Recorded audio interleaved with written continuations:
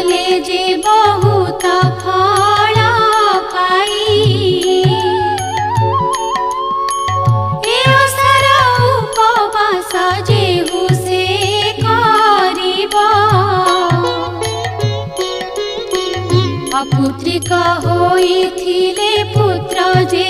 पाइबा